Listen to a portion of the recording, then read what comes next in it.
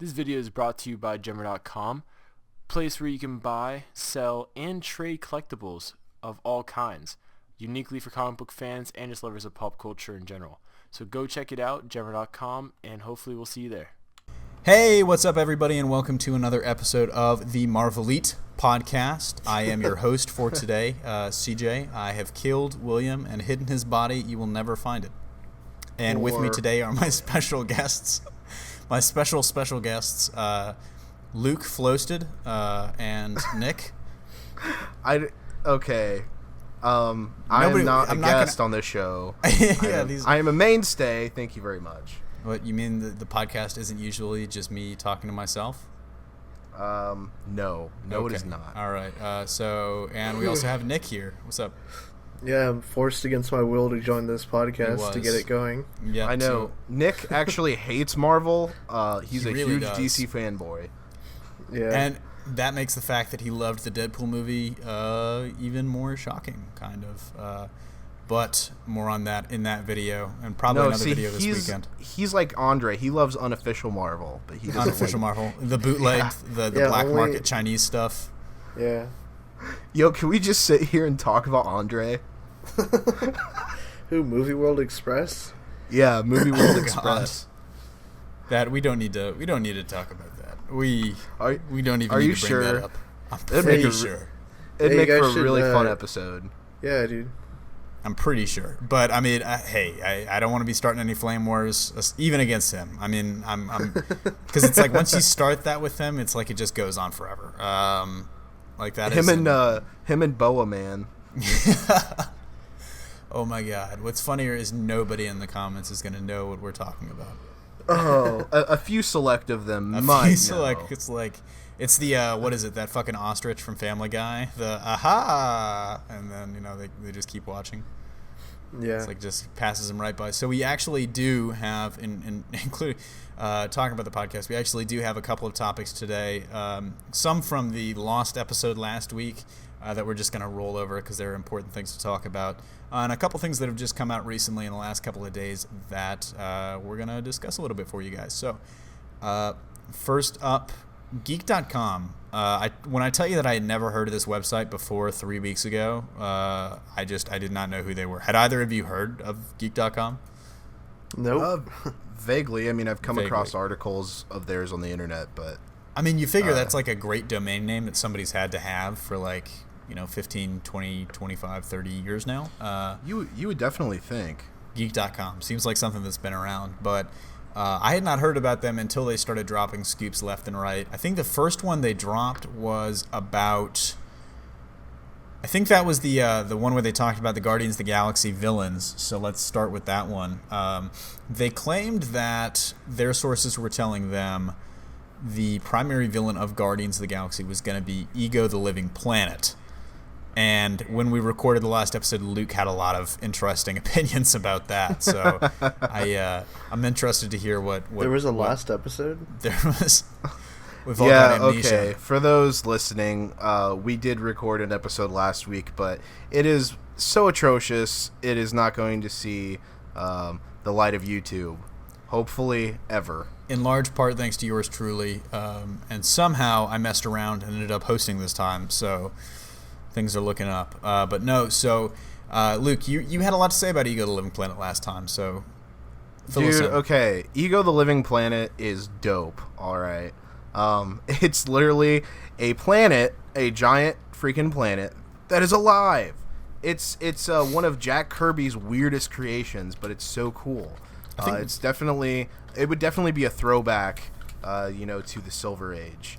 But the best part is that he's got the face too. It's not just like a planet that speaks. It's kind of like Mogo, the Green Lantern, is just kind of floating there. Like he is actually a planet. No, Ego, he's a planet with a face and a big droopy beard. Yeah, and he's kind of he kind of just sits there too. He's kind of just in orbit, like around his star. So I don't know exactly how you're going to make a villain out of that, per se, but maybe, I don't know. I don't know how they could do it, honestly. That was one of the biggest questions about Guardians of the Galaxy 2, at least in my opinion, because they can add... There's a ton of heroes that they can add, from any member of the Guardians 3000 team. to a couple of people that we're going to talk about in a little bit. But the villains are interesting to me because I think, if they're not doing the Jason of Sparta thing, as James Gunn says they're not going to do, I'm not even really sure who the villains for this movie could be. So Ego coming out of nowhere is going to take some doing. But Nick, what are your thoughts? For Ego the planet in a movie? Ego the living planet in a movie. That'd Has be Marvel kinda gone crazy. too far? Yeah, he could be like a secondary villain, but it'll probably be like Jason or whoever ends up being Peter's dad in the movie. Yeah, I'm honestly 50-50 about who the villain's going to be.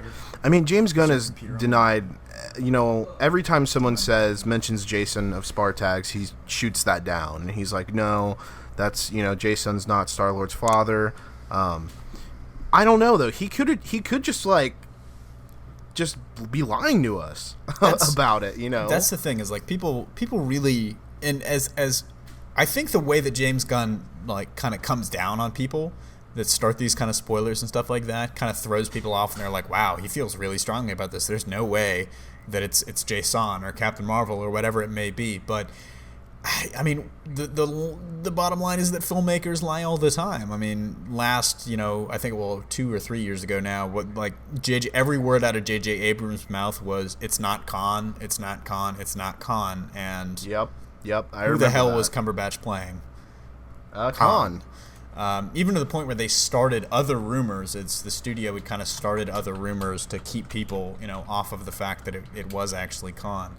But yeah. So I feel like Ego the Living Planet, like you said, Nick, is probably definitely a secondary character, though, right?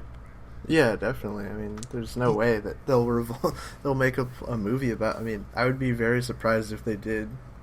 To be honest with you, it would be really cool just to have Ego as an Easter egg, even if it's just like they're flying through space and there's just a big planet with like a big beard. You know what I mean? Yeah. I guarantee you it's going to be something like they end up, they're fighting somebody, whether it's Jason or not, and they end up crash landed on a planet, and it's going to turn out to be Ego. And that's going to be a big middle arc of the movie, is them just trying to get off the planet or something like that. All the while the planet's kind of talking to them and being a dick. It could be a sequence in the movie, but yeah. I think they're overplaying that a little bit. But speaking of Geek.com reports and Guardians of the Galaxy 2, a report that actually came out pretty recently from them last week was that there were, it's been long rumored that there were going to be new team members for the Guardians this time around, new heroes that were going to help them out in their quest. And they said that there are going to be 3 in the new movie joining the team, and those 3 are surprisingly only one newcomer, and that's Mantis, who is going to be played by Pom Klementieff, or Clementif, however you pronounce her name. She was added to the cast, but we don't know who she's playing yet. But Mantis, she's expected to play, and then Yondu, who was, of course, in Guardians of the Galaxy 1, and Nebula, who was a villain in the first Guardians of the Galaxy movie, would be joining the team. So, I don't know. I'm kind of torn on a couple of those. Do you guys have any thoughts on, what to expect from that? Did you know that in the original script that Nicole Perlman had wrote, Yondu was actually supposed to die? Really? Yeah. James Gunn was in agreement with it, but somewhere during the I don't know if they had gotten the shooting yet, or they were in pre-production and getting ready to shoot, but they just decided, hey, we want Yondu to stick around. Yeah, it was Ike Perlmutter that said yeah. Ike Perlmutter. Ike donated to Donald Trump Perlmutter. I know he did. Oh. But let's keep that off tangent there. Yeah. Let's get that train back on the track real quick. Well, I guess when it comes to having new Guardians team members, I think my dream team would be with the addition of Adam Warlock, obviously. I mean, that's of course. Quasar, dude. Quasar, Phyla Vale Quasar. However, it would be cool to see the original Quasar, her father. And Cosmo.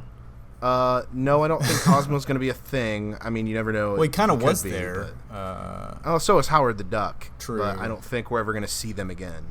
I bet you money Cosmo's going to show up, but he's not really going to be doing anything. And in fact, I want to say that there probably would be a telepathic sequence, and that's just my dream. But yeah, that's it's literally going to be a scene. Yeah. Okay, so as far as it goes for Palm being Mantis, there's a good chance that she probably is going to be Mantis. But I kind of am also thinking, like, man, if you're going to do Mantis, you need to kind of do her companion Bug. Yeah. If Bug isn't there, it would really feel like her character wouldn't be complete. I mean, they play off of each other. They're great characters. I don't know. It goes the same with Quasar, Phyla Vale Quasar. I feel like if she's going to be there, her lover, Moondragon, also needs to be there. And you don't really have to go all fantastical with Moondragon's backstory, because in the comics, the 616 anyways, she's actually the daughter of Drax. Huh. But so, yeah, it wouldn't be too far off, at least. Yeah, dude, what about Captain Marvel? Like, didn't some guys say, like, that he was going to be in the movie? Or Oh, yeah, they did. Yeah, well, it's been rumored, like... had the four sources that didn't know each other. Yeah, he made, like, this really high-production video about it, too. Oh, yeah. I don't know, like... Ace of Scoops. I honestly would love to see Marvel in there just as a way to kind of, like, backdoor... Because we've already experienced the Kree. I think... In Guardians of the Galaxy 2, I'd like to see more of the Kree that aren't just religious fanatics trying to kill people. I'd like, to see that Ronan was really like here's a bad a thought. egg, and the Kree are out What there, if... and they're not all that bad. But, we'll see what happens, though. Like, it really depends. Yeah, it really depends. Going off topic, I don't know what happened, but you just cut out completely there, CJ. Oh, did I?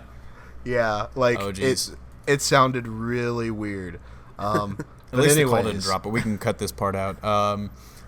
But the where were you would like we'll just take from where you had said something about Marvel, like Marvel, it would be like yeah. a good backdoor to I think Carol. it would be a good backdoor to Carol, and it would also provide the opportunity to kind of say, hey, not all the Kree are bad. There are good Kree out there. Ronan was literally like he was like the Osama bin Laden of the Kree world, and the rest of the Kree are actually like normal people. Yeah. I don't know, honestly. What if perhaps that the Kree are just a way more violent race than they are in the comics? And they are, like zealots of sort. You know what I mean? I mean, it really depends on the writer in the comics too, because like at times the Kree are really like not great people. Like they're like even for a time like Ronan. That's like my only like slight about Guardians of the Galaxy is Ronan was a much more noble character in the comics, but even in his nobility, he was like the Kree Empire is going to act in their own best interests. Can you really blame the Kree though? Because during that 2008 run of the Guardians of the Galaxy, the Kree just got annihilated. Yep.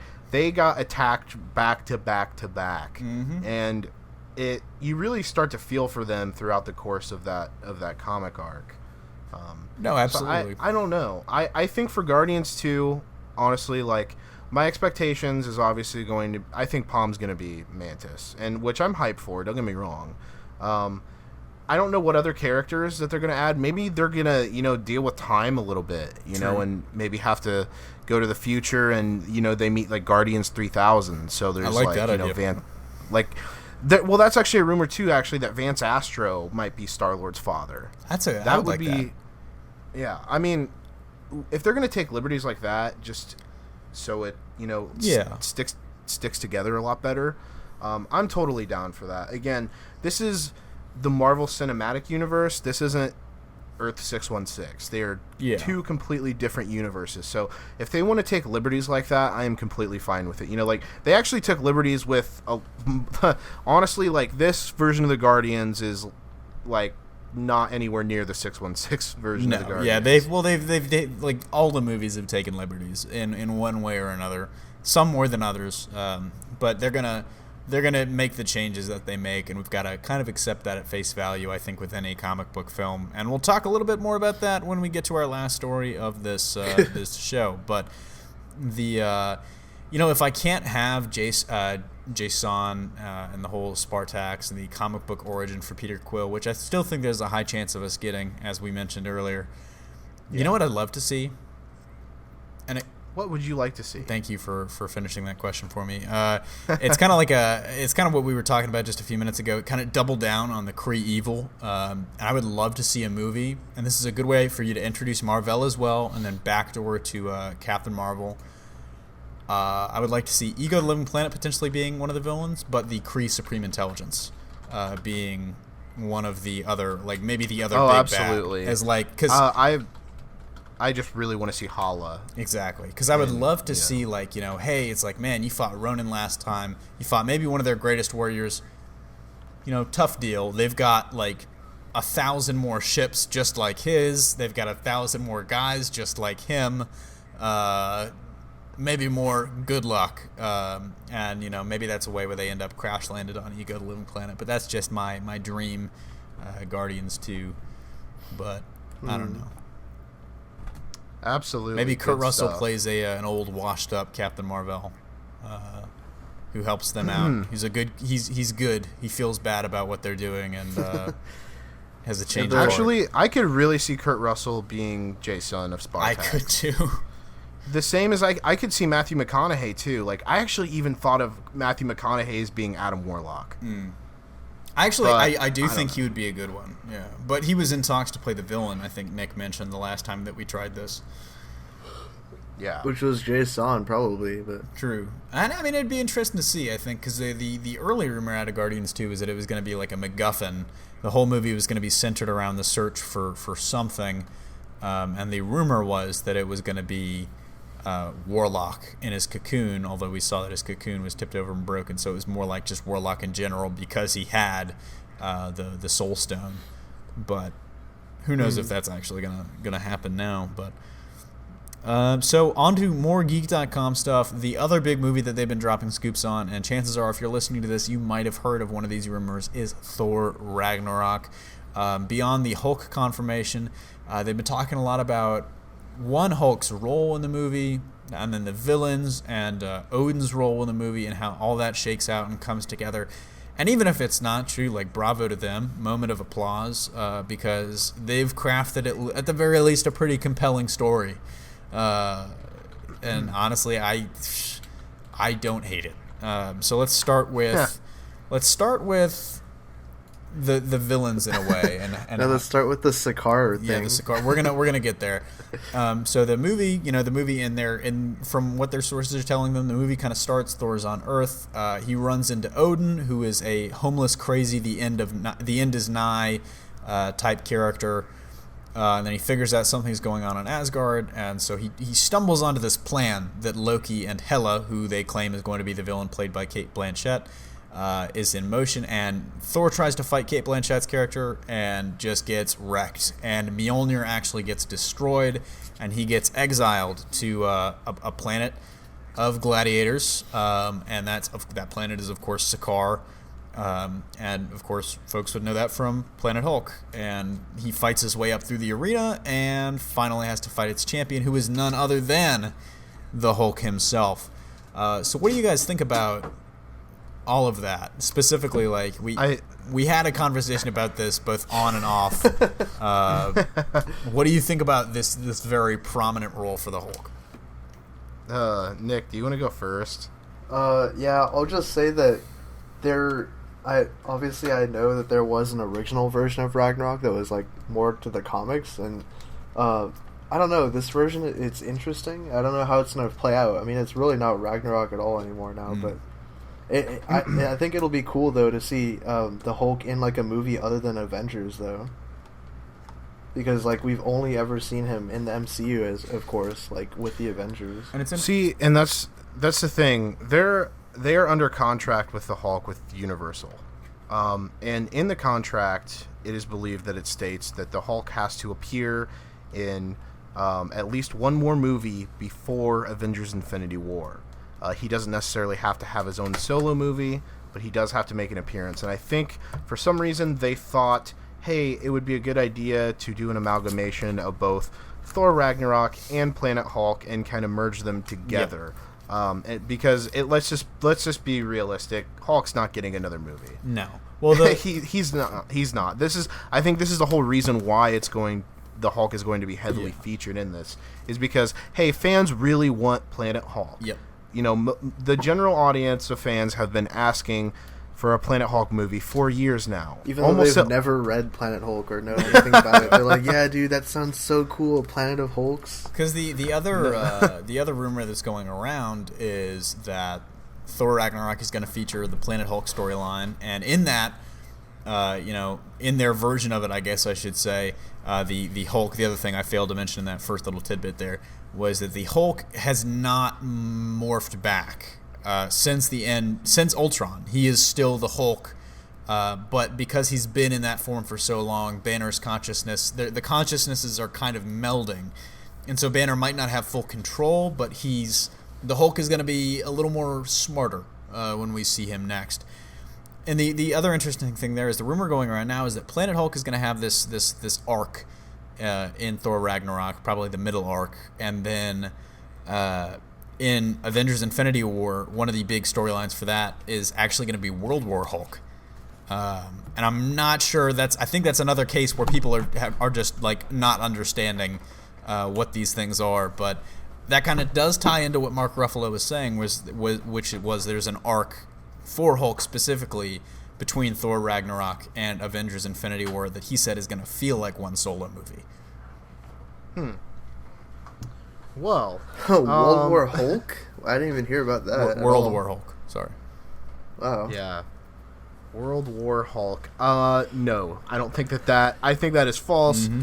I don't think that that's going to happen. Because if you look at Phase 3, they've already added Spider-Man and Ant-Man and the Wasp. Plus, they announced 3 more untitled movies. Whether that is Phase 4, that is yet to be confirmed. That may still be a part of Phase 3. We have no idea. I assume that it's going to be that's going to be the beginning of their Phase 4 after, Inhumans now is the last movie on the Phase 3 roster. So, there may be some kind of chance that one of those movies is a Hulk movie. I just don't see that happening. Honestly, I see those 3 untitled movies, at least one of them is probably going to be Guardians 3 and Spider-Man 2. You know what I mean? Yeah. I just don't see World War Hulk happening. No, World War Hulk wasn't going to be a separate movie. It was going to be in the beginning of Avengers Infinity War, or it was going to be one of the big storylines for that movie. I know that's. I don't know. I don't see that happening. I just don't. It's an interesting rumor going around. I'm not sure how I feel about it, but in my opinion, the more Hulk, the better. That's why I don't mind him being in Ragnarok. But like Nick was saying, I wish that it was. Everything that we're hearing kind of points to the fact that it's kind of at this point, going away from the actual Norse mythology Ragnarok, and I wish that it would just stick a little bit closer to that. Yeah. Also, Beta Ray Bill. Yes, please. Yeah. Also, it's interesting too to note that when back during the Marvel event, when they announced all the titles for these movies, Kevin Feige talked up Thor Ragnarok like it was going to be the Winter Soldier of this phase, like it was going to change everything, and but I think that was the original version of Ragnarok. Now I don't know if that's even going to be the case. I don't know. It's kind of interesting too, because when they hired Taika Waititi, I wasn't sure what to feel about it, and I wasn't sure what I really thought about it. Mainly because I wasn't familiar with his works. And for those of you that don't know who Taika Waititi is, he's a New Zealand born and bred comedian and actor, and now a director. But and a lot of people looked at that and they were like, man, Thor 1 had its moments of kind of funniness, and then Thor 2 kind of jumped the shark and just was beating a dead horse with he's not from here, he doesn't understand how things work, haha. Yeah, he hung up Mjolnir on the on a coat rack. I think you have nothing to be worried about with Taika Waititi after watching a couple of his movies. He is a much honestly, in my opinion, he is a much funnier person and a much funnier writer himself than either of the Kenneth Branagh is a great director and a great Shakespearean actor, but the kind of Marvel humor that was injected there wasn't. So I just hope that they just stick with just let Taika do his thing, because are you guys familiar with Flight of the Conchords at all? Yeah. Yes. Yeah, No, I he's know nothing about it. he's really tight with Jermaine Clement and the other dude from Flight of the Conchords. Okay. They've done movies together. So a lot of really recommend you watch What We Do in the Shadows for more on his kind of style and comedy. That was a really good one. But I don't know, man. I want to love Thor 1 is probably my favorite Phase 1 movie. So I want this movie to be better than Thor 2. But at this point, I'm a little concerned. Yeah, actually, thinking about Thor 1 again, like, recently, I used to love that movie. Like, when Oh, it yeah. came out, like, I loved it so much. And I actually kind of, you know what, I was, like, pretty hard on it, too, but, like, Thor 2 is just awful. It really but is. Thor 1 is actually kind of good. You don't know what you got actually, when I think till about it's it. gone. But I think it was really mainly the kind of Shakespeareanness of it. But I'm being torn apart because I want to be excited for Thor Ragnarok, but at the same time I'm not sure how they're going to fit everything in. But Yeah. on to our next story, potentially moving away from Geek.com, something that they didn't report, something from the mouth of an actor in the MCU himself, guys. Mike Coulter in an interview with, I believe it was Collider. They were talking to the entire cast of Jessica Jones about Season 1 and how excited they were for Season 2. They asked Mike Coulter about Luke Cage, of course, and, you know, talking about, I think the exact question was, are you excited to do scenes with Iron Fist? And he goes, yeah, and then he kind of said, the actor's already been cast, but they're keeping him in a basement somewhere, blah, blah, blah. Eventually they're going to, get him out of the basement and tell him where he is, and so, but that was really interesting. It caught a lot of people off guard. Was he said very confidently that the actor had been cast already. So, what do you guys think about that? I'm pretty sure he's been cast. Yeah. What is that one actor's name? His name was circling months ago. Ryan Philippe. About. That's right, Ryan Philippe. Well, I could see it.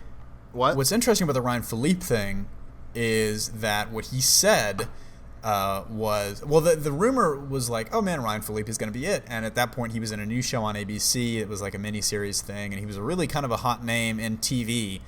And he went on Howard Stern, and on Howard Stern, unprompted, he goes, I've got a meeting with Marvel next week for a Netflix thing. Isn't Daredevil great?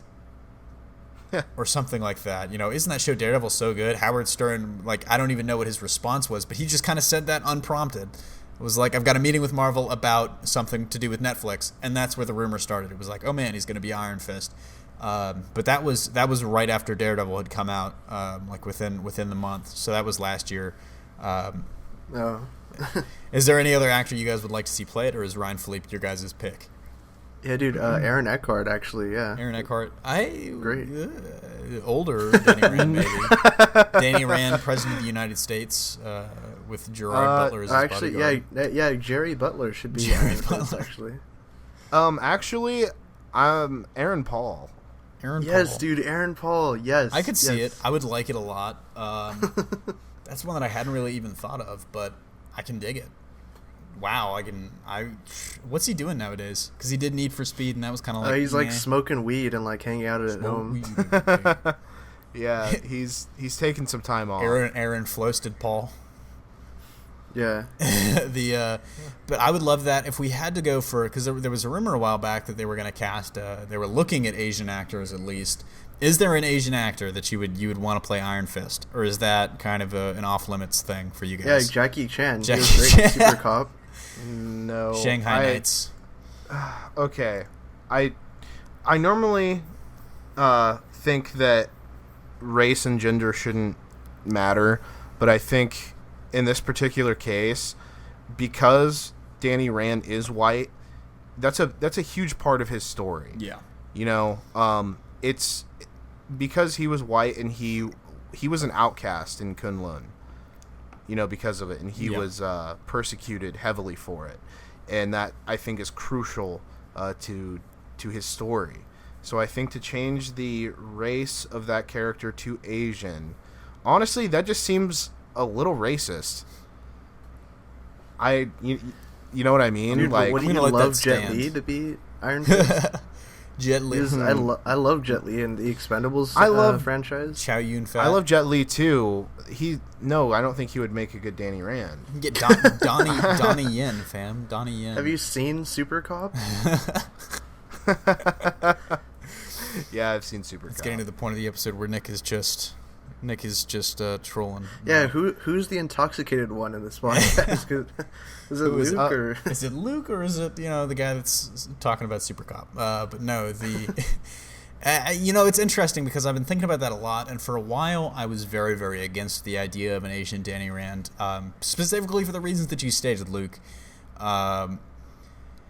And it's really funny, but one of the things that really changed my mind was reading that whole, I reviewed back on the channel a while ago, the Iron Fist, the Living Weapon series by Kyle Andrews. Yes. Great run, and I really hope that they bring him on as at least like a consultant or base the show off of that 8-issue arc. Because I feel they should do Immortal Iron Fist. I would love that too, but I think Iron Fist Living Weapon was very timely in that it came out like right around the time that Daredevil came out, and also kind of gave you like a complete like introduction to Iron Fist, and the story really tied into his origins. Yeah. And I feel like the way you can write your way around the whole being white and persecuted thing, I think you can chalk that up to him just being like an outsider. Like, it was racial in the comics, but like if he's just an outsider, he's someone that is not immortal like all of these immortal people. But he's also just an outsider, and I think you can write it very well for a very Americanized Asian character played by an Asian actor. And honestly, if there's one actor that I would love to see do it, and he would probably have to bulk up a little bit, but Steve Yeun from The Walking Dead. I think I would love to see him take on the role, and he's pretty much like the only. Wait, Glenn Rhee, yes. Believe me, it took Nick a minute there. It did take Nick a minute, but I honestly think he could do it. I think he's got the chops. I know who the perfect cast would be to play Danny Rand. All right, lay it on me. Paul Morris from the Facebook group. Yeah. Wait, I thought you... Oh, no. I'm just more shocked like that you gave him the shout out here. Dude, I have to... Wait, who is Paul Morris? I like that this is a seed here, and like we're going to see if anybody is going to respond to this once this gets put up tomorrow. How many more topics do we have to get through here? One more, and if we're going to move that onto that now... Yeah, like, wow, we got to the point where we were mentioning Paul Morris on our channel. It's like, okay, time to wrap it up, but no, we got a last topic here. This is going to be the lightning round because we've only got a few minutes left. So XMen Apocalypse is, of course, coming up on Memorial Day weekend, and they're starting to put stuff out in movie theaters. And one of those things that you see all the time at movie theaters are these cardboard kind of standees for movies. And X-Men has a very, very... I don't really know the word for it. It's kind of ostentatious. It's huge. It shows off a lot of the cast. Terrible. We'll get to that. That's one word. And, here's the image, of course. But I really don't know what to say. Like, this is... And this image is courtesy of a Twitter user who let us use it from her Instagram, and I'm going to credit her fully in the news video tomorrow. But yeah, she's the character that looks like Jubilee in the photo. In the middle of that picture is her, I believe. But so of course you got the Horsemen on one side, and you've got the X-Men minus Cyclops, minus Havoc, minus most people, and then the biggest thing for me that stands out is that the X-Men are wearing shitty black leather biker costumes. Apocalypse's Horsemen actually look pretty good. Like, they all look... Magneto's not wearing his armor, but he's wearing some pretty cool alternate armor. But other than that and Bald Professor X, like, geez, we're back to the bad days of the Singer black leather Dude, guys. you know who should have been Professor X? Like, who has a great bald head? If you say Johnny Sins. Yeah, Johnny Sins, my boy, dude. Dude, look at... He's got, like, the ripped physique. He's got, like, the stature that for Professor it, like, X the bald ripped head. physique.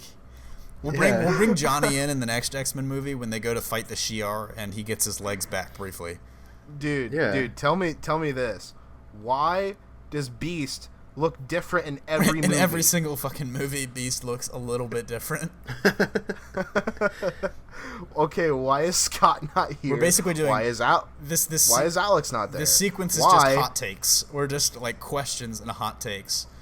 Why is Magneto and what's her name? Psylocke the only two characters who have color on their suits? Even Apocalypse's suit looks fucking black. It does. That's racist, Luke. But no, I mean it's damn it. It's like we're getting closer to the original X-Men movie, and so the color is just like draining. Like we're going back to the shitty like black leather with like yellow highlights, except that it doesn't even have the fucking yellow highlights. And my hot take from this is over under on how many minutes in the actual movie Jennifer Lawrence is going to be in the Mystique makeup or bodysuit. She's 10 gonna minutes? Over under. I'm gonna set the over under at 10 minutes. Do you guys take the over or the under there? under. Wow. Under. Not a vote of Under confidence. 10 minutes. Yep. Oh my Yeah, God. I hope she dies in the movie, to be honest. She wasn't in the end of Days of Future Past, so it's very likely. And I'm not talking about the character. Do you guys think that they're gonna pull? Do you guys think they're gonna pull Wanda? Do you think they're gonna pull the Scarlet Witch Yeah, card? they left that open, right? Like, Well, what's funny is after that scene came out, like there was the scene with the little girl, but after the movie came out, they said that wasn't Wanda. Or Brian, I think Bryan Singer himself said he has no, two that's not Wanda. sisters. Yeah. I don't know. They could do Wanda. They haven't talked about it at all in this movie. Do you think the baby in Days of Future Past could have been Polaris? That would be pretty tight. But I think I'm just saying. I don't know, man. I really do not know. I'd be tight, but I really don't think we're going to get any repercussions from that scene at all in this movie. Remember, we're giving them too much credit. You remember that old promo art where Nightcrawler actually had sort of like his classic red suit? Yep. And I'm looking at this stand, and he's back in this... Back in black. Really back in black, yeah. Oh, my God. This is probably my least hype movie of the year. I mean, why is the leader of the X-Men not on the X-Men standee? That's a good question. It's because Sophie Turner said that Scott was a douchebag. Oh, okay. And they were like, got to do it for the hot girl. He is a douchebag. well, they've him off pushed the standee. Havoc more than they pushed Cyclops. Yes. So Well, I don't really know. It's a good question of how they're going to balance like the first class characters with, because now they don't have to deal with the old timeline really. It's how are they going to balance the characters from first class with all the new people they're introducing, and the folks, the very few folks from Days of Future Past.